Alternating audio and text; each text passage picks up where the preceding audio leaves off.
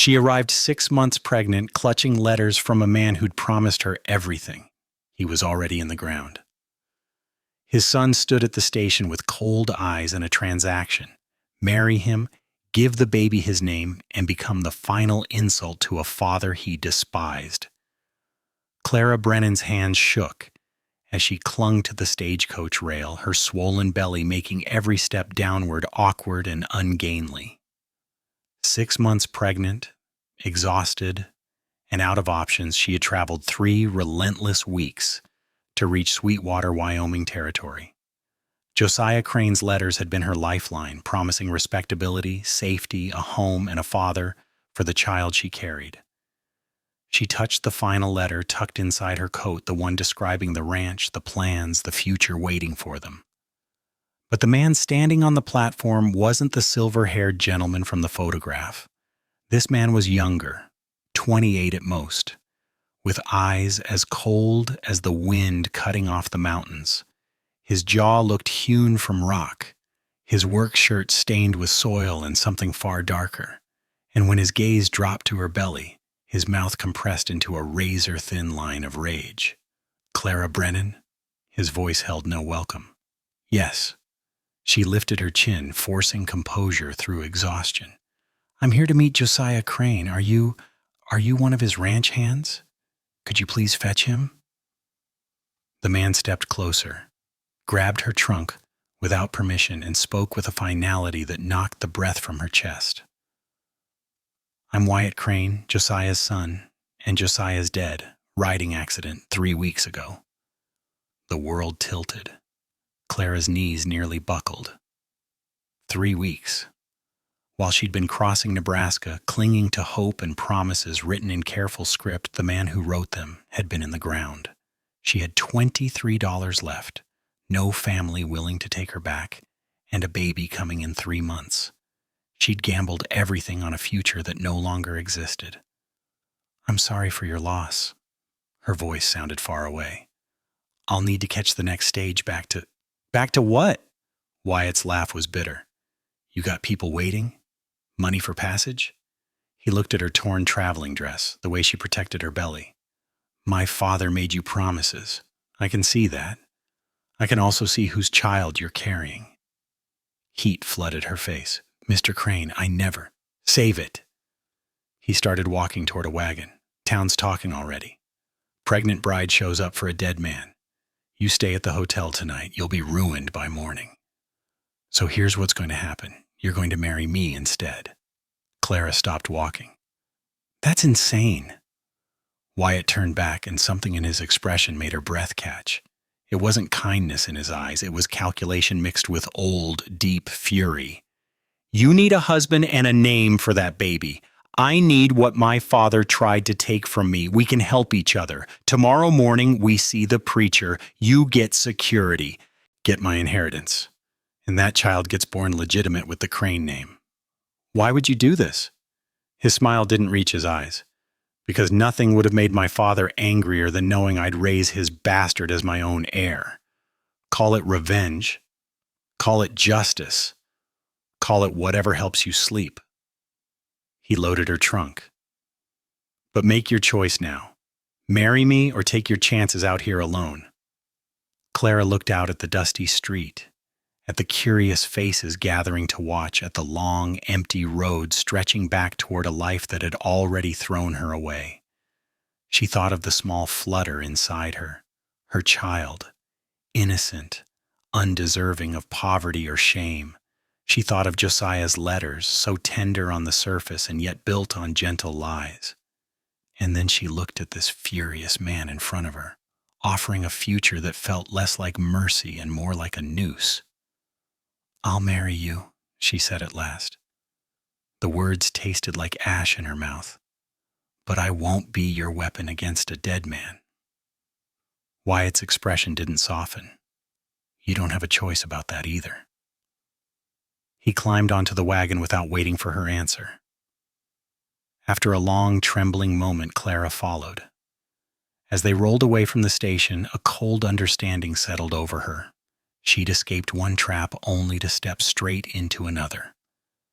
The only question now was which prison would be worse, the one built from false promises or the one held together by threats. The ranch house appeared on the horizon as the sun bled into the sky, painting everything in shades of gold and old blood. The circuit preacher arrived at dawn, bleary-eyed and unsettled. Wyatt had paid him double to come without questions, but the man's discomfort was plain as he stood in the parlor, watching Clara smooth the wrinkles from her only clean dress. She wore no veil, carried no flowers. This wasn't a wedding. It was a binding, stitched together from desperation and simmering anger. "Do you take this woman, the preacher began. "Get to the vows," Wyatt cut in. Clara's hands didn't shake as she spoke her promises to a man she'd met only yesterday. Through the window, she caught sight of the ranch hands clustered near the barn, watching the house with expressions that said they'd already pieced the story together. A pregnant bride, a dead father, a son stepping in to claim whatever was left.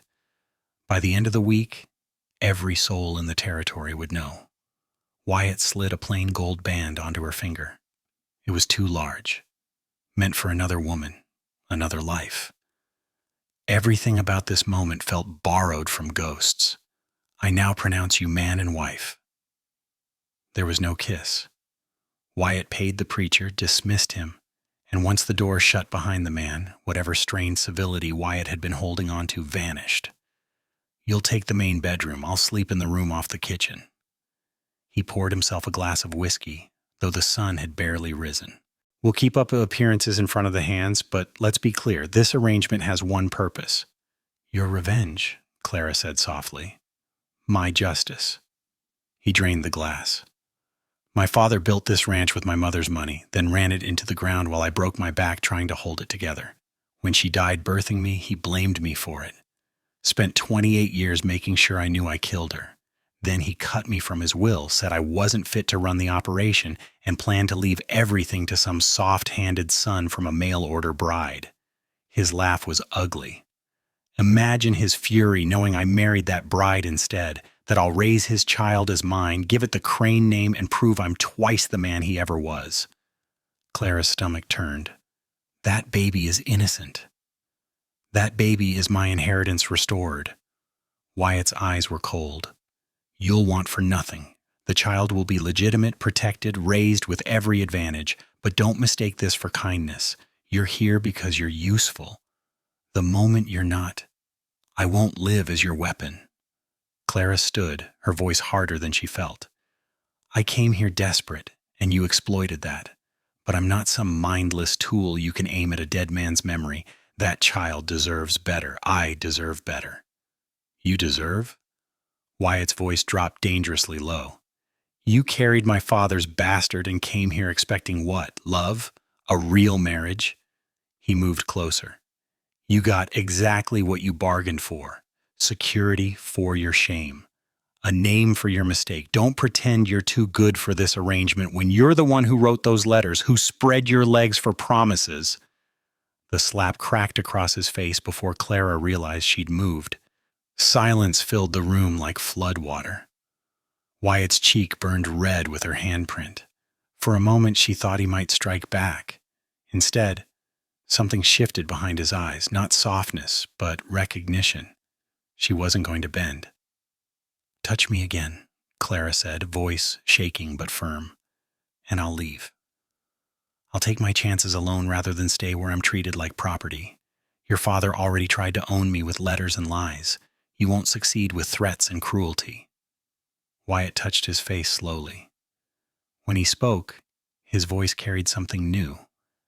Not respect exactly, but acknowledgement. "You don't have anywhere to go."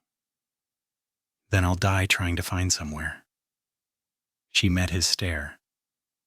"But I won't die here being your weapon. Choose." The clock on the mantel ticked through 30 seconds of tension. Finally, Wyatt walked to the door. "Supper's at 6. You'll eat with me and the hands. We maintain the appearance of a real marriage, or this doesn't work." He paused in the doorway. "But you're right about one thing. The child is innocent. I won't use it as a weapon." "Then what are we doing here?" His answer came quiet and raw. Surviving what my father did to both of us. He left before she could respond. Clara sank into the chair, her hand still stinging, her heart hammering against her ribs. She'd married a stranger consumed by ghosts and rage, but she'd also just learned something vital. Wyatt Crane could be fought, and if he could be fought, maybe he could be changed.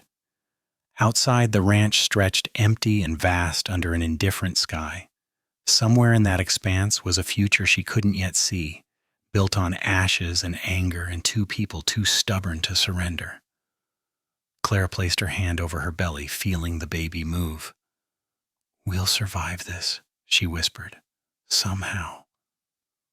But survival, she was learning, came in forms she'd never imagined. 3 weeks of cold silence passed like winter settling into bone. Clara stayed inside the house while Wyatt worked, from dawn until the last light faded, returning only for quiet, mechanical meals before retreating to his room. The ranch hands treated her politely enough, but she caught the whispers floating between corrals and cook fires. The pregnant bride, the strange marriage, the shadow of Josiah Crane still ruling the ranch from the grave. Sleep refused to come. The baby kicked constantly now, restless as she was, and the house groaned with unfamiliar nighttime noises. So Clara walked the hallways with a candle, mapping the contours of the place that felt less like a home and more like a well-kept cage. That was when she found Josiah's study, door locked, curtains drawn, untouched since his death. The key hung quietly on its hook in the kitchen. Clara told herself she only wanted to find household ledgers to understand the financial state she'd stepped into. But the truth pressed harder than any lie she could craft. She needed to know the man who had written her those gentle letters, the man whose promises had carried her across half a continent. What she discovered inside was far worse than she ever could have imagined. The ledgers showed systematic destruction. Josiah had been selling breeding stock at loss, spending lavishly on furnishings and clothes while the ranch bled money. But it was the letters that made her stomach turn, dozens of them, correspondence with women across the country, mail-order brides, all of them, each promised the same things: security, respectability, a fresh start. Martha Devereaux from Ohio sent $50 for passage, never received a ticket. Elizabeth Corman from Pennsylvania sold her mother's jewelry for travel money. The funds vanished. Sarah Yates from Illinois promised a teaching position. No such position existed. Clara's hand shook as she read story after story of women desperate enough to believe, trusting enough to send money, hopeful enough to pack their lives into trunks. Josiah had collected their desperation like coins, spending their hope on silk vests and imported brandy. "Find what you're looking for?" She spun. Wyatt stood in the doorway, still dressed from the day's work, dirt on his boots and exhaustion carved into his face. "Your father was a monster," Clara's voice broke. "These women trusted him, sent him everything they had. He took it all and gave them nothing." Wyatt crossed to the desk, picking up one of the letters. His jaw worked as he read. "I didn't know about this." "How could you not? You lived here." "He kept me away from the house, said I'd only break things or ruin his business." Wyatt set the letter down carefully. "After my mother died, he remarried twice. Both women left within a year. I thought it was his temper, his drinking. I didn't know he was doing this." Clara watched something crack in his expression, not softness, but recognition of a truth he'd been avoiding. "I wasn't special," she said quietly. "I was just another woman he could use." "No," Wyatt's voice was firm. "You're here. The others aren't. That makes you different. I'm here because I'm carrying his child. That's the only reason you married me. I married you because he tried to replace me with some fantasy family." Wyatt moved to the window. "But you're right. He destroyed more than I knew. These women—" He stopped, jaw tight. "How much did he take from them?" Clara did quick calculations. "A near $800, maybe more. Wyatt's face went pale. That's why we're failing. He wasn't just mismanaging the ranch. He was running a scheme, using the money to cover his debts while everything fell apart. He turned to her. The creditors are coming. I've been scrambling to figure out how we owe so much when the books show we should be solvent. This is why. He spent money that was never his. We're ruined, Clara whispered. Not yet. But Wyatt's voice lacked conviction. There's still the spring cattle sale. If prices hold, we might survive. Clara looked at the letters spread across Josiah's desk.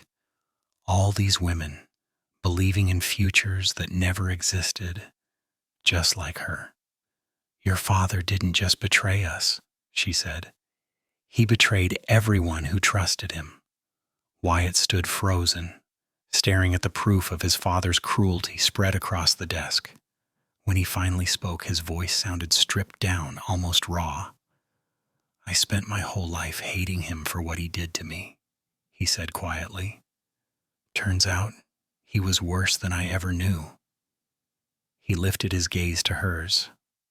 I'm sorry for what he did to you, for all of it. It was the first apology he had ever offered her. Clara wanted to shove it away, to cling to the anger that had kept her upright these past weeks.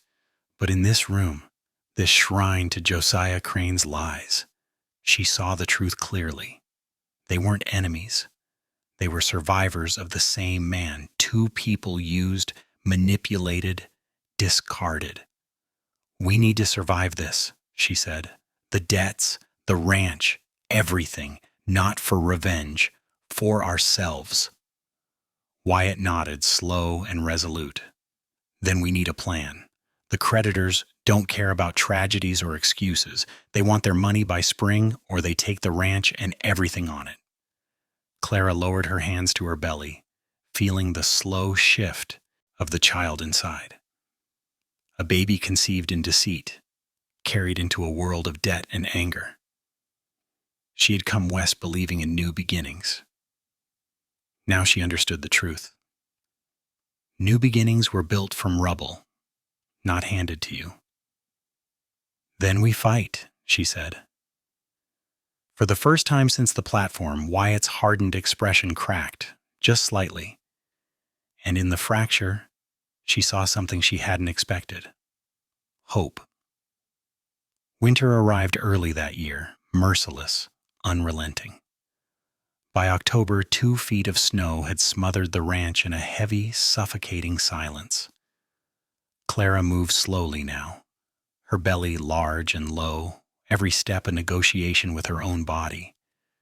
She spent her days poring over household accounts, trying to stretch what little they had, while watching Wyatt drive himself past exhaustion to keep the cattle alive in the deadly cold. The pain struck on a Tuesday morning. Wyatt was miles away, checking fence lines buried under drifts. Clara was kneading bread, trying to ignore the ache in her back, when a sudden warm rush hit the floor. Her water, too soon. A full month too soon. She froze, dread clawing up her spine. Help! She called out, but the wind outside howled louder, swallowing her voice whole. The ranch hands were working the far pasture. The nearest neighbor was 8 miles away, 8 miles of snow deep enough to swallow a grown man, let alone a woman in labor. A contraction seized her, sharp and brutal. Clara braced herself against the table, knuckles white, breath shuddering. Fear flooded her chest. She was alone, and the baby was coming whether she was ready or not. She managed to reach the bedroom before her legs gave out. The pain came in waves now, relentless and terrifying. She'd heard stories of women dying in childbirth, of babies born too soon, too weak to survive. In this moment, alone in a house that wasn't home, married to a man who'd claimed her for revenge, Clara understood she might die bringing Josiah Crane's child into the world. The irony was bitter enough to taste. Hours passed, or maybe minutes. Time dissolved into pain and fear. She tried to remember what the midwife had told her mother's friend back home, but the memories scattered like snow in wind. Push when you need to. Breathe through the pain. Don't panic. She was panicking. The door crashed open. Wyatt stood there, covered in snow, eyes wild. I saw the smoke wasn't coming from the kitchen. I thought. He saw her on the bed and went pale. The baby? It's coming. Clara's voice was ragged. Too early. I can't. You can. Wyatt shed his coat, moving with sudden purpose. He washed his hands in the basin, rolled up his sleeves. I've birthed calves and foals, delivered a few myself when we couldn't get help in time. He met her eyes. I won't let you die. Or the baby. You understand me? Clara nodded, too exhausted to argue. Another contraction hit, and she screamed. Wyatt talked her through it, his voice steady even when his hands shook. He'd delivered animals, but this was different. This was Clara, writhing in pain, bleeding onto sheets, crying for a mercy he couldn't give. He'd married her as a weapon against his father. Now he was fighting to keep her alive, and the desperation he felt was nothing like revenge. I can see the head, he said. Next contraction you push, hard as you can. Clara pushed until she thought she'd break. The pain went white-hot, consuming everything, then suddenly release. A baby's cry filled the room, thin and angry and alive. A girl, Wyatt breathed. He wrapped the infant in clean cloth, his hands gentle. She's small, but she's breathing strong. Clara reached for her daughter with trembling arms. The baby was red-faced and furious, nothing like the quiet bundle she'd imagined. But she was here, real, alive. Rose, Clara whispered. Her name is Rose. Wyatt cleaned up in silence, building the fire higher, bringing blankets and water. When he finally sat in the chair beside the bed, his face was gray with exhaustion. They'd been enemies for months, bound by anger and necessity. But in the desperate hours of labor, something had shifted between them. Thank you, Clara said quietly. You saved us both. Wyatt looked at the baby in her arms. My father beat me when I was a boy, called me worthless, said I killed my mother by being born. His voice was low, rough. I swore if I ever had a child, I'd be different. I'd be better. He met Clara's eyes. I don't care whose blood she carries. Rose deserves better than hate, better than revenge. Clara felt tears slip down her face. Your father promised me a fresh start, a teaching position, security, a real future. He lied about all of it. When my family found out I was pregnant, they threw me out. No money, no references, nowhere to go. I believed his letters because I was desperate. We were both his victims. Wyatt's hands clenched. He ruined you with promises. He ruined me with contempt. And now we're here holding a baby neither of us planned for, trying to survive a mess he created. Rose made a small sound, her tiny fist closing around Clara's finger. In that moment, looking at this impossible child born from lies and desperation, Clara understood something fundamental. Revenge couldn't sustain them. Anger couldn't feed a baby or pay debts or survive winter. They needed something else. I don't want her growing up knowing hatred, Clara said. If we're going to do this, raise her together. It can't be about your father anymore. Wyatt was quiet for a long moment. Finally, he nodded. Then we start over, not for revenge, for her. Outside, the blizzard raged. Inside, 3 people who'd been strangers, enemies, tools in a dead man's games, began the slow work of becoming something else. Something neither revenge nor desperation had room for. Something that looked almost like family. Spring brought more than thaw. It brought Silas Vaughn. Clara was nursing Rose on the porch when 3 horses appeared on the horizon. The lead rider wore a suit too fine for ranch country, his face hidden beneath a wide-brimmed hat. 2 men flanked him, hard-eyed and carrying rifles. Wyatt emerged from the barn, his hand resting on his holster. Mr. Crane? Vaughn dismounted with practiced ease. I believe we have business to discuss. My father's debts died with him, Wyatt said flatly. Legally, his debts transferred to his estate, which you now control. Vaughn's smile was oil-slick and cold. I represent the First Territorial Bank. Your father owed us $12,000. Payment is due by June 1st, or we foreclose. Clara's breath caught. 12,000. They'd counted on half that at most. That's inflated, Wyatt said. Interest rates were agreed upon in writing. Vaughn produced papers. Your father signed personally. The terms are clear. Full payment, or we take the land. You want the land, Clara said quietly. This isn't about debt. It's about the railroad expansion. You want our water rights for the track. Vaughn's attention shifted to her, his gaze crawling over her like insects. Mrs. Crane, how fortunate your husband found you. Tell me, when exactly did you and Mr. Crane begin your correspondence? Before or after his father's unfortunate accident? The implication hung poison thick in the air. Wyatt moved between them, his voice dangerous. Say what you mean or get off my land. I mean that timing matters in legal disputes. A pregnant bride arriving weeks after a patriarch's death, marrying his son within days. Some might question the legitimacy of such arrangements. Vaughn tucked the papers away. But I'm a reasonable man. I have an alternative proposal. He turned to Clara directly. Leave your husband, Mrs. Crane, take the child. I'll settle you in San Francisco with $5,000 and clear your name from any questions of impropriety. You'd be free, comfortable, respectable. The baby would want for nothing. Clara's hands tightened on Rose. No. Consider carefully. Your husband can't pay these debts. By summer, you'll be destitute anyway, but with scandal attached. This way, you salvage your future and the child's. I said no. Vaughn's expression hardened. You'd choose poverty and ruin over security? For what? A marriage of convenience to a man who wed you for spite? I choose to stay and fight. Clara stood, Rose cradled against her chest. You don't get to buy me like you're buying this land. My answer is no. Vaughn studied her for a long moment, then turned to Wyatt. June 1st, Mr. Crane, $12,000 or the bank takes everything. Your cattle, your land, your home. Consider this your only warning. He mounted and rode off, his men trailing behind.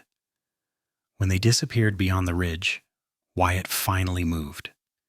He sank onto the porch steps, head in his hands. We can't raise $12,000 by June, he said. Even if cattle prices are good, we'd need double our herd. Clara sat beside him, Rose sleeping between them. The letters, your father's scheme.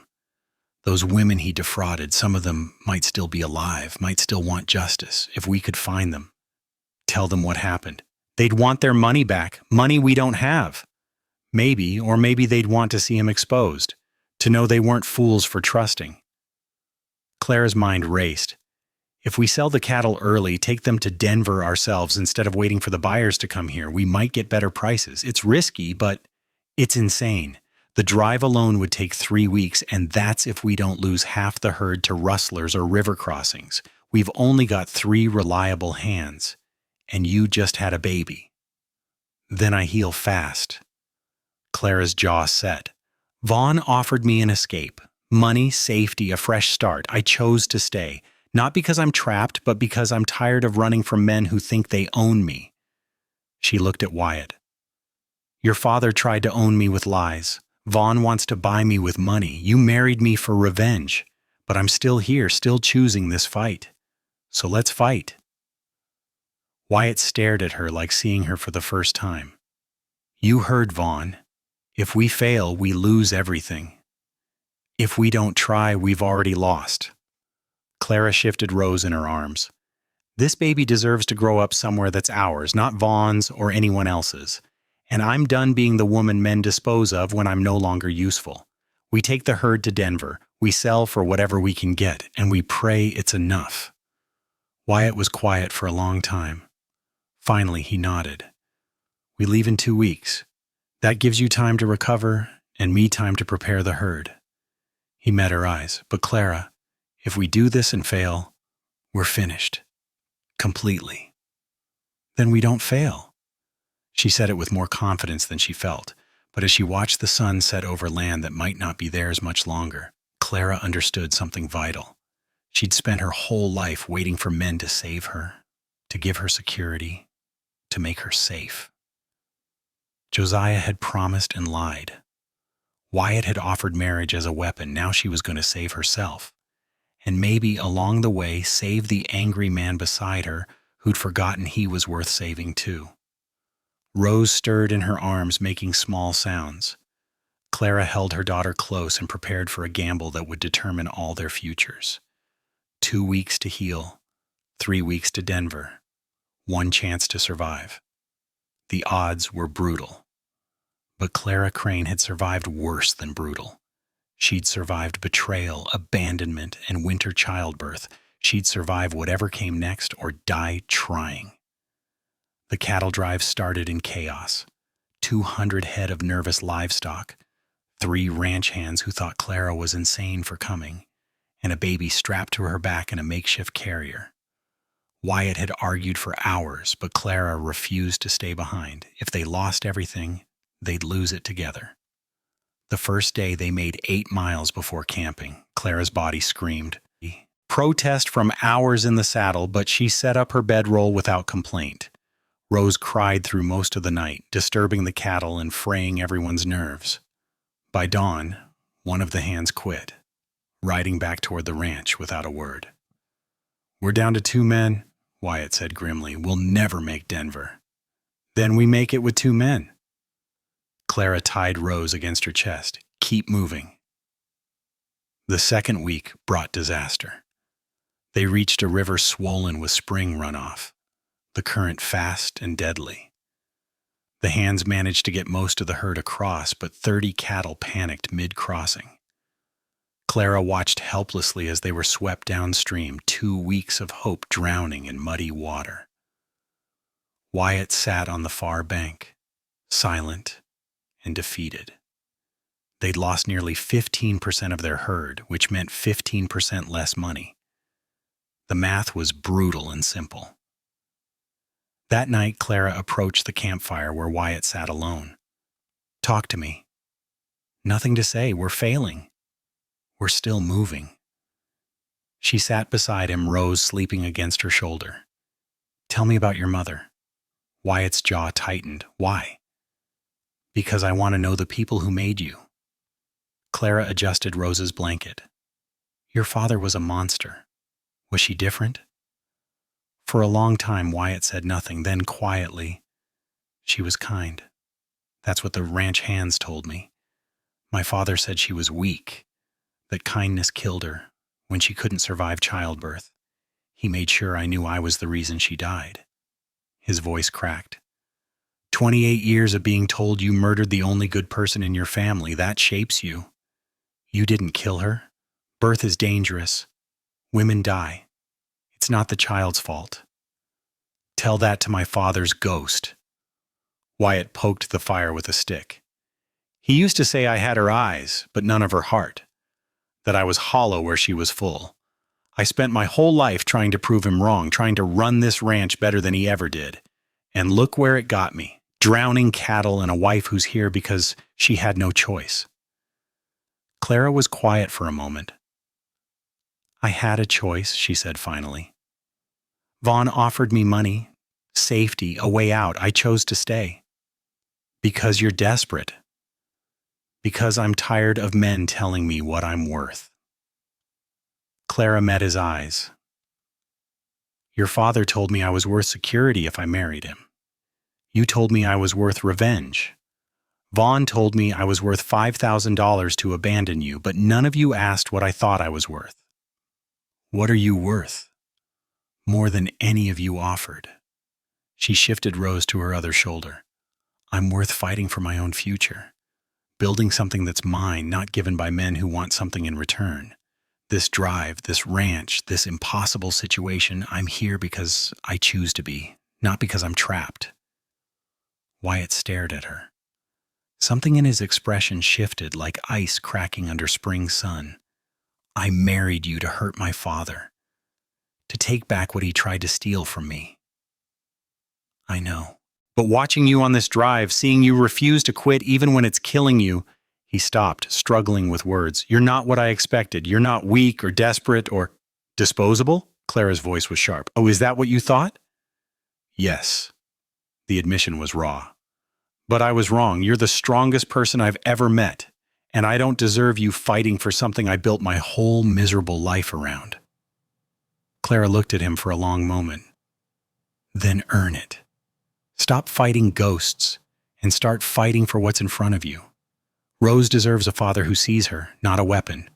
I deserve a partner who sees me, not a tool. And you deserve to stop hating yourself for things that weren't your fault. It's not that simple. Nothing is, but we keep moving anyway. They sat in silence as the fire burned low. Around them the cattle settled and the night stretched vast and indifferent. They'd lost animals, money, hope, but they hadn't lost each other yet. The next morning they crossed into Colorado territory, 12 days from Denver. 12 days to figure out if survival meant more than just staying alive, if it meant learning to see each other as human instead of weapons, as partners instead of pawns. Clara rode with Rose strapped to her back, her body aching and her heart uncertain. Behind her, Wyatt drove the remaining herd with quiet determination. They were two people bound by a dead man's sins, trying to build something from the wreckage he'd left behind. The mountains rose in the distance, snow-capped and beautiful. Somewhere beyond them was Denver, and money, and maybe a future worth fighting for, or maybe just more failure. But at least they'd fail together, eyes open, choosing each step. That had to count for something.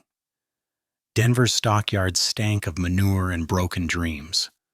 Wyatt checked prices at 3 different buyers, and each number came back worse than the last. Cattle prices had crashed. A glut of Texas herds flooding the market meant their livestock was worth half what they'd counted on. $4 a head, Wyatt said, voice hollow. We need 7 to break even. At 4, we can't pay Vaughn. We lose everything. Clara stood in the buyer's office, Rose fussing against her chest, and felt the weight of failure crushing down.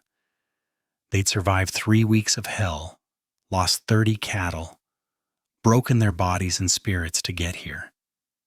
And it wasn't enough. She thought of Josiah's letters tucked in her trunk back at the ranch, all those women he'd destroyed with promises.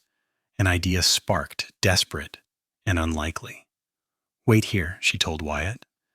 She spent the afternoon searching Denver's boarding houses and hotels, showing Josiah's photograph to desk clerks and asking questions.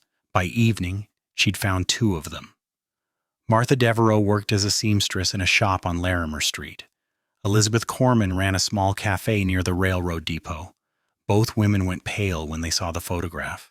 That man ruined me, Martha said, her voice tight. Took $50 I'd saved for 3 years. Said he'd send passage tickets. I waited 6 months before I realized the truth. He took everything from my mother's jewelry box, Elizabeth added, told me about the teaching position, the security, all lies. Clara told them everything. Josiah's death, the scheme, the other victims, the ranch drowning in debt. I know he can't pay you back, she finished. But I have an idea. It's desperate, maybe insane, but it's all I have left. The next morning, Clara walked into the largest meatpacking operation in Denver with Martha and Elizabeth flanking her. The buyer, a hard-faced man named Thornton, barely looked up. We're not interested in small lots, market's flooded. Then let me tell you a story, Clara said. She explained 3 widows working together, cattle raised ethically on land stolen by a dead man's greed, women reclaiming what was taken from them. She made it sound noble, righteous, a moral victory wrapped in beef. Thornton listened, skeptical but intrigued. This some kind of charity play? It's business, Martha said firmly, but it's also justice. You buy from us, you're not just getting cattle, you're getting a story customers will pay for. Ethical sourcing. Women-owned operation. It's new, different. Sympathy doesn't buy beef. No, Clara said, but reputation does. You'll be the first buyer to support this. The newspapers would love it. Good business and good publicity. Thornton studied them. 3 women, one holding a baby, all looking half dead from desperation but standing firm. Finally, he named a price. $6 per head. Not enough to cover everything, but enough to give them a chance. Clara's knees nearly buckled with relief. They sold the herd that afternoon. Wyatt watched the transaction like a man seeing miracles, his eyes finding Clara's across the crowded pen. She'd done what he couldn't. She'd turned their story into currency, their pain into profit. That night they stayed in a cheap hotel. Wyatt paid Martha and Elizabeth what Josiah had stolen, money they couldn't really spare but insisted on giving. The women cried, thanked them, promised to keep in touch. When they were finally alone, Wyatt sat on the bed's edge. "You saved us. I couldn't do it. And you walked in and saved us." "We're not saved yet. $6 a head still leaves us short." "But we're closer than we were." He looked at her, really looked at her. "I've been wrong about everything. About you, about this marriage, about what matters." His voice cracked. "I married you to hurt my father, to prove something to a dead man who never cared. But watching you fight, seeing you refuse to quit, Clara, I don't want revenge anymore. I want this. I want you. I want Rose and the ranch and mornings that aren't built on hate." Clara sat beside him, exhausted and uncertain. "You can't just decide that. Feelings don't work that way." "I know, but I'm asking for a chance anyway, to be a real husband, to build a real marriage. Not because you're trapped or useful, but because I want to spend my life with someone brave enough to fight when everyone else would run." Clara looked at Rose, sleeping peacefully despite everything. She thought about Vaughn's offer, about the money and safety she'd refused, about Josiah's lies and Wyatt's anger and all the ways men had tried to own her. "I'm not ready to trust this," she said quietly. "You hurt me, used me, married me as a weapon. I know, and I'm sorry. I'm so damn sorry." "Sorry isn't enough, but actions might be." She met his eyes. "You want a real marriage? Then earn it. Show me through choices, not words. Prove you see me as a partner, not a tool. And maybe eventually I'll believe you." Wyatt nodded, his throat working. "I'll spend the rest of my life proving it if that's what it takes." "Then start tomorrow." Clara lay down, Rose between them. "We've still got Vaughn to face, still got a ranch to save. Show me who you really are when everything's on the line." Outside, Denver hummed with life and possibility. Inside, 2 people who'd married for all the wrong reasons began the slow, painful work of building something right from the ruins of everything that came before. It wasn't love yet, but it was a start. They returned to the ranch 3 days before the deadline. The money from Denver sat heavy in Wyatt's saddlebag, enough to make a dent, but not enough to win. They were still $4,000 short, and Vaughn's ultimatum loomed like a noose. Wyatt spent those days working dawn to dusk, repairing fences, tending what little stock remained. But the work felt different now. He asked Clara's opinion on everything, from which pasture to use for grazing to how to manage the remaining hands. He built a proper nursery for Rose, carving a cradle from oak with hands that shook from exhaustion and something deeper. Clara watched him, waiting for the mask to slip, for the angry man who'd married her for revenge to resurface. But he stayed present, stayed kind, stayed determined to prove he'd meant what he said in Denver. On the 3rd night, he came to their bedroom door. They'd been sleeping separately since returning, maintaining the careful distance of 2 people learning to trust. "May I come in?" Clara nodded, Rose asleep in the cradle beside her. Wyatt sat on the edge of the bed, keeping space between them. "I've been thinking about what you said, about earning this, about showing you through actions." He took a breath. "I don't want to share this bed because it's my right as your husband. I want to share it because you want me here, because you trust me enough to be vulnerable when you're sleeping. I'm asking permission, Clara, not taking." Clara looked at him, this man who'd claimed her with cold calculation and was now asking for something he could have simply demanded. "The bed is large enough," she said quietly, "but understand something. I'm still not ready for more than sleeping beside each other. My body, my choices, those are mine to give, not yours to take." "I know. I'm just asking to be close to my wife. Nothing more." That night they lay on opposite sides of the bed, Rose between them in her cradle. Clara's heart hammered, waiting for him to cross the line, to assume more than she'd offered. But Wyatt stayed on his side, his breathing eventually evening into sleep. It was the smallest thing, but it mattered.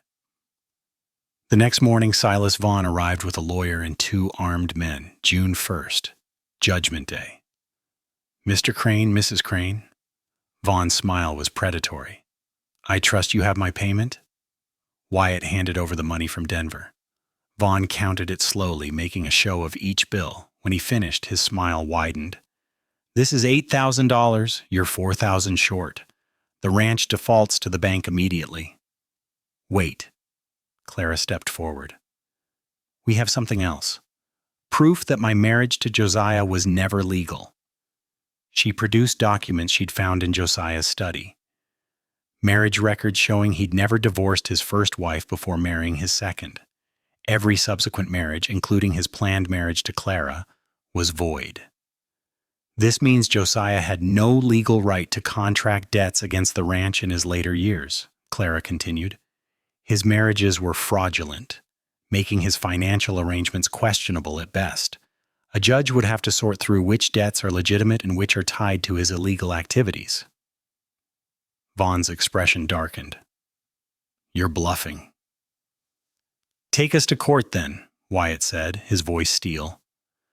"We'll tie this up in litigation for years. You'll spend more on lawyers than the land is worth. Or you can accept the $8,000 as payment in full and walk away." "That's not the agreement." "The agreement was made by a man committing marriage fraud and financial schemes." Clara held his gaze. "Every debt he accumulated could be contested. Every contract he signed could be void. You want to fight that battle, or do you want to take your money and leave?" Vaughn's jaw clenched. He looked at the documents, at Wyatt's determined face, at Clara holding Rose with fierce protective fire in her eyes. The lawyer whispered urgently in his ear.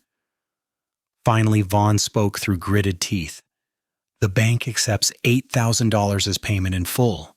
But understand this, Crane. You've made an enemy today." "I'll survive."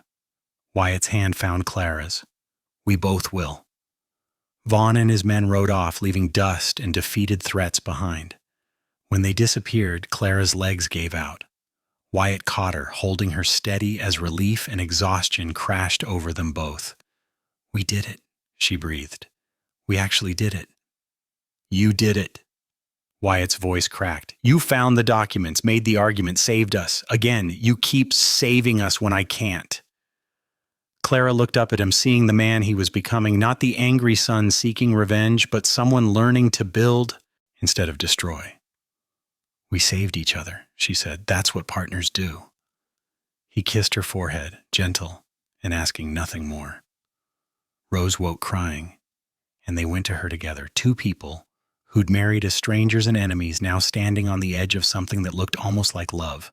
The ranch was theirs. The debts were paid. The future stretched uncertain but possible. And for the first time since arriving in Sweetwater, Clara believed they might actually survive. 6 weeks of peace felt like a lifetime. The ranch stabilized. Wyatt rebuilt the herd with careful purchases. Clara managed the accounts and started a small vegetable garden. Rose grew stronger, her laugh filling rooms that had only known silence and anger. They were becoming something neither had imagined, a family. Then Silas Vaughn returned with a lawyer and a new weapon. "Mrs. Crane," the lawyer announced in the Sweetwater courthouse, "you were contracted in marriage to Josiah Crane through documented correspondence. Upon his death, you married his son within days. We're challenging the validity of this marriage on grounds of fraud. If successful, your marriage is void, your child becomes illegitimate, and all assets revert to Josiah's estate, which the bank holds liens against. Clara's blood went cold. The courtroom filled with townspeople hungry for scandal. Wyatt sat rigid beside her, his hand finding hers under the table. The trial became spectacle. Vaughn's lawyer painted Clara as a schemer who'd manipulated both father and son. They presented Josiah's letters. Her pregnancy timeline suggested she'd been involved with both men. The accusations were ugly and false, but they stuck like tar. "Tell the court," the lawyer demanded, "when did your relationship with Wyatt Crane begin?" "The day I arrived." Clara's voice was steady despite her shaking hands. "When his father was already dead." "Convenient timing." "And the child?" "Josiah Crane's child, conceived before you ever met the son." "How do we know this marriage isn't a scheme to steal an inheritance?" Wyatt stood abruptly. "Because I'm prepared to prove something that destroys any claim you're making." He produced documents Clara had never seen. Marriage records, legal papers, evidence gathered quietly over the past weeks. Josiah Crane was never divorced from his first wife when he married his second. That makes every subsequent marriage, including his planned marriage to Clara, illegal. Every contract he signed, every debt he accumulated, every promise he made was done by a man committing fraud. The courtroom erupted. The lawyer tried to argue, but Wyatt continued relentlessly. "This means your liens are questionable. Your claims are built on contracts signed by a man whose legal authority is void. You want to challenge my marriage? Go ahead. But first, prove Josiah had the right to make any agreements at all. I'm betting you can't." Vaughn's face went purple with rage. The judge called for order, demanding time to review the evidence. But the damage was done. The bank's position was shattered. "One more thing," Wyatt said, his voice carrying to every corner. "This court asked about my marriage to Clara. Here's the truth. I married her for revenge. I wanted to hurt my father by taking what he thought was his. I used her, treated her like a weapon, made her part of my anger." Clara's breath caught. He was destroying them both. "But I was wrong," Wyatt continued, "about everything. Clara isn't a weapon. She's the strongest person I've ever known. She saved this ranch, saved me from drowning in hate, and gave my daughter a chance at a life built on something other than bitterness. Our marriage started as fraud. I won't lie about that, but it's real now. Real because we choose it, because we fought for it, because she's given me chances I didn't deserve." He turned to Clara. "This court wants to know if our marriage is legitimate. The answer is yes. Not because of papers or contracts, but because every day I choose you. And every day you choose to stay, even though you could have left a dozen times. That's real. That's legitimate. That's worth more than any debt or revenge or scheme." The courtroom was silent. Vaughn stood, face twisted with fury. "You've made a powerful enemy, Crane." "Good," Clara said, standing beside Wyatt, "because I'm tired of being afraid of powerful men who think they own everything. You don't own us. You don't own this ranch, and you don't own my future." The judge cleared his throat. "I'm dismissing this case. The marriage stands. Mrs. Crane's legitimacy is confirmed, and I suggest the bank review its entire loan portfolio if it's built on Josiah Crane's fraudulent contracts." Vaughn stormed out, his lawyer scrambling behind. The townspeople buzzed with gossip and shock, but Clara only saw Wyatt, this man who'd stood in front of everyone and admitted his worst actions while declaring his best intentions. Outside in the bright afternoon sun, Clara finally spoke. "You didn't have to do that. Admit everything in front of the whole town." "Yes, I did." Wyatt's voice was rough. "Because I'm done with lies, done with schemes. I want a marriage built on truth, even if the truth makes me look like the bastard I was." "Was," Clara repeated, "not are." "I'm trying not to be."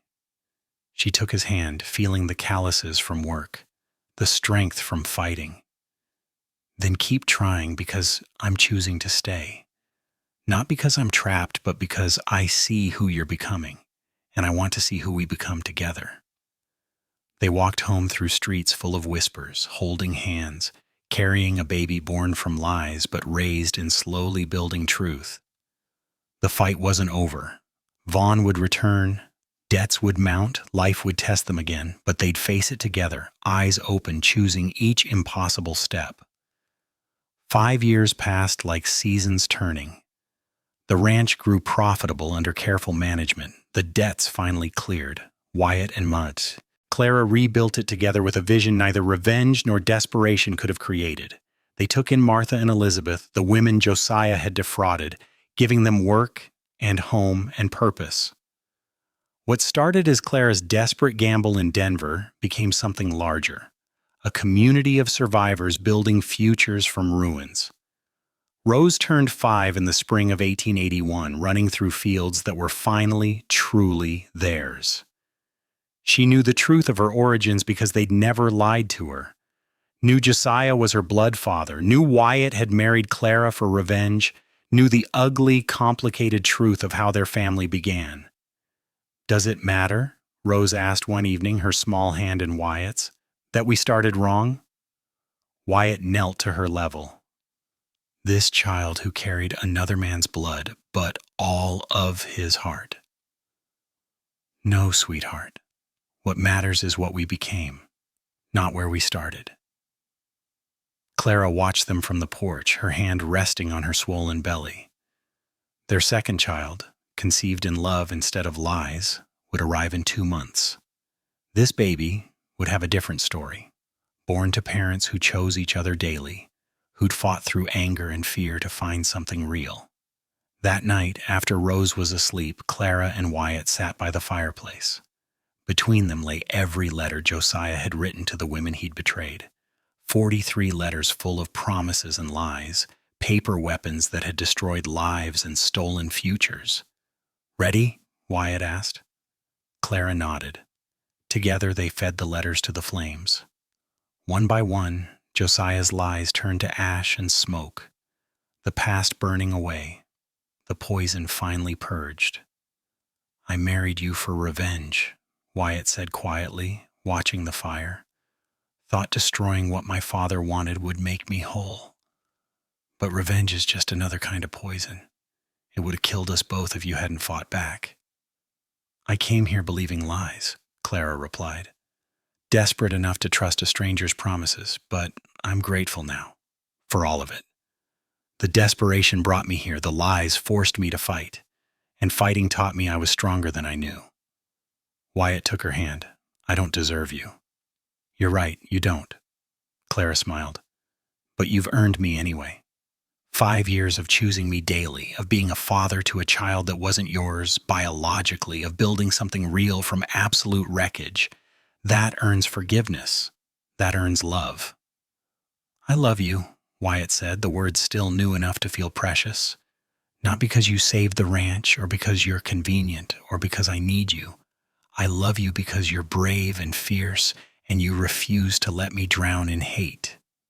"I love you too," Clara whispered, "because you learned to be better, because you chose growth over bitterness. Because when I look at you, I see the man you became, not the one you were." They sat in silence, watching the last of Josiah's letters burn. The ashes drifted up the chimney, carrying away the ghost that had haunted them both. What remained, earned and real. A marriage built through battle, a family forged from fury, a future won through stubborn refusal to surrender. Rose appeared in the doorway, rubbing sleep from her eyes. "Bad dream," she mumbled. Clara opened her arms and Rose climbed into her lap, Wyatt's hand gentle on the child's head. They sat like that until Rose's breathing evened. 3 people who'd started as strangers, now bound by something stronger than blood or revenge or desperation. "Tell me the story," Rose whispered, half asleep, "about how you met." Clara and Wyatt exchanged glances. They'd told her versions before, but always age-appropriate, always softened. Tonight felt different, like an ending and a beginning both. "Your mama came here believing promises," Wyatt said quietly. "And I married her for all the wrong reasons. We hurt each other, we were angry and desperate and broken, but we chose to heal instead of destroy, chose to build instead of burn. And that's how love works sometimes. Not perfect from the start, but earned through choosing each other when it would have been easier to quit. Rose was asleep before he finished. They carried her to bed together, tucking her in with the care of people who understood how precious and fragile family could be. Outside, the Wyoming night stretched vast and full of stars. The ranch that had been Josiah's prison became their home. The marriage that started as vengeance became their foundation. The baby born from lies grew into a child surrounded by hard-won truth. They stood on the porch, Clara leaning into Wyatt's warmth, both watching the horizon where they'd once seen only endings. "We made it," Clara said. "We made it," Wyatt agreed. Together.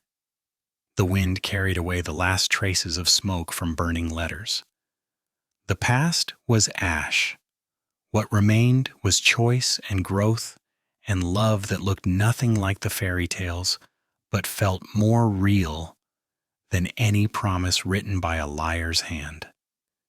They'd started with revenge and desperation. They'd built something better.